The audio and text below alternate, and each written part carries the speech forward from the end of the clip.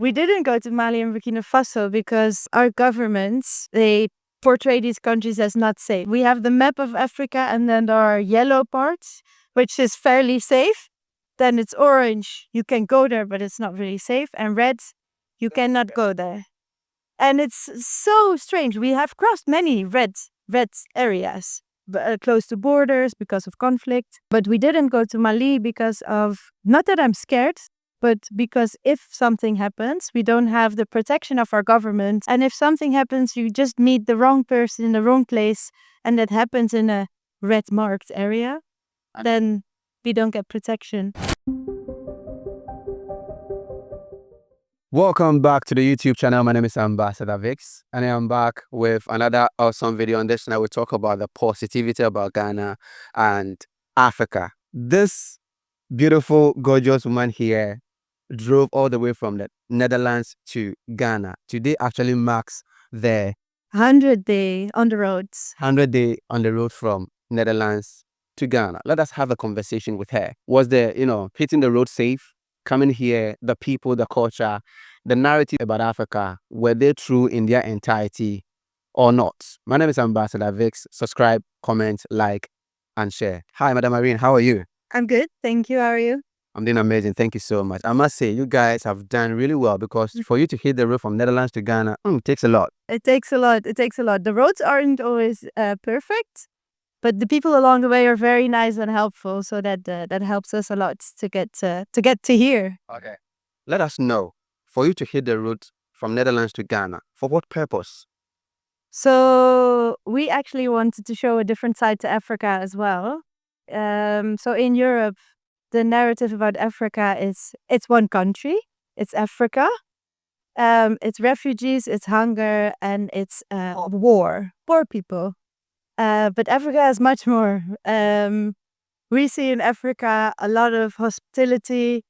They're super friendly, they're super warm and welcoming, and they're also ambitious. They have visions for the future. They want to make something of nothing. They want to grow, and they don't have much, but everything they have, they are willing to share with anyone that passes by. And we love that about Africa. And it's always sad to talk about Africa like it's not 54 countries with thousands of languages and cultures. But we've loved every country we visited and every little community we visited so far. Is Ghana safe for you? It feels very safe. If you are open and you speak to the local people who know the situation in the country and ask them, can I park here for the night or not? They will offer you their protection. If you ask a village, can I sleep here for the night? We sleep in our car. They will offer you their protection, and that makes it very safe. But you have to engage with the people. If you shut yourself off, maybe then it doesn't feel safe because you don't know. Okay. But for us, we felt very safe. They've told our story, but it's been wrong. Keeping it aligned with the message of leading from experience. They've told our story, but it's been wrong.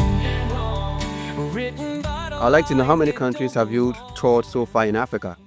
10 countries. 10 countries, yeah. So from Morocco all along the coast up to Ghana. A scale of 1 to 10. How are you going to rate the 10 countries that so far you've visited? In safety. So sometimes it's 10 out of 10. In Guinea-Bissau, it feels super safe. And then sometimes in a village, you feel unsafe because there's a lot of people. But the moment you speak to someone, that changes. It's all more emotion than it's a reality, Feeling safe is about being scared of someone or not. But rating it, I'll give it a solid 8. Solid for safety. Why did you go to Mali or Burkina Faso?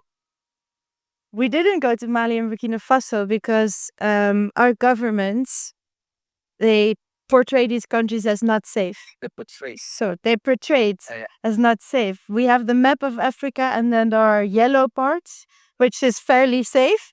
Then it's orange, you can go there, but it's not really safe. And red, you cannot go there.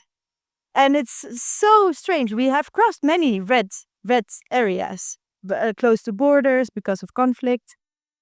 But we didn't go to Mali because of, not that I'm scared that anything would happen or that it's very dangerous, but because if something happens, we don't have the protection of our government. The if. Yeah.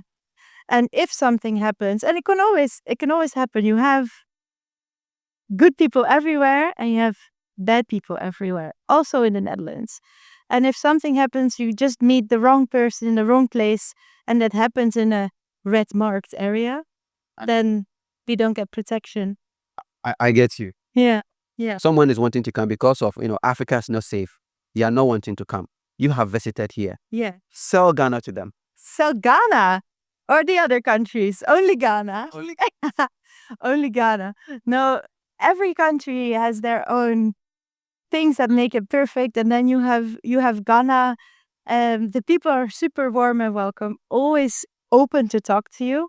For Europeans, except for the French, it's easier because they speak English, which makes it easy to connect, and that makes it very nice. And I think why people from Europe should come to Ghana is to see that warmth that Africa has and the amazing spirit it has, but also to learn about our role in history, what happened in Ghana, what happened in the African history. We're here at Elmina. We've been living on the same road for hundreds and hundreds of years. We are very intertwined in our histories, and I think people should come here to learn their part in that history as well. Now, the visa situation. Yes. Let us the visa situation among the 10 African countries. Which of the visas in a particular country was challenging to get? What are some of the challenges that you face for you to transport yourself from Netherlands to Yeah. Ghana? So there are many differences in Africa and Europe. Africa is very warm. You never get a no. You always get a yes or a maybe. In Europe, you will get a no. If you ask, is this possible? There is a yes or no. In Africa, they will always say maybe or yes. Wow. And it's the same with visas. Wait, yes or no? Based on what condition? Is it that the rules were bent for you or what? If in Africa you ask for, do you know the directions? Can I get fruits here? Can I buy something? Or can I get a visa? Someone will always say yes and try to help you get to the solution. In the Netherlands, people will often say, no, cannot help you, not my job. And it's the same with the visas. There are some rules, but they're not always very clear. So you have to ask people, like, how does it work getting the next visa? And they will send you to the next office and the next place. And it might take a little bit more time because there's no set structure, but people will help you and you will get there in the end. So it's a process. It's a a long process. It's a long process, but it's, you will be helped throughout. So that's always nice. What is your next country? African country? Next African country, we go to Togo and Benin. Yes. All right. Is there anything that you like the people to know? Maybe you have a platform for them to monitor your journey, because you also have the same platform where you're wanting to change the narrative. Yes. Well, no, I just wanted to say keep engaging with people that are not like you or look different, or that's how we grow together. I think just keep engaging with people different than you, even if you don't speak the same language. And that will help us grow and connect more. Thank you so much. Thank you very much as well. Thank you. Madam Irene has spoken. Hitting a road trip from Netherlands to Ghana, and today marks the 100th day. You can actually listen for yourself, whether the country is safe, the continent is safe, the challenges, the possibilities on the continent. My name is Ambassador Vix. Subscribe, comment, like, and share. See you in the next one.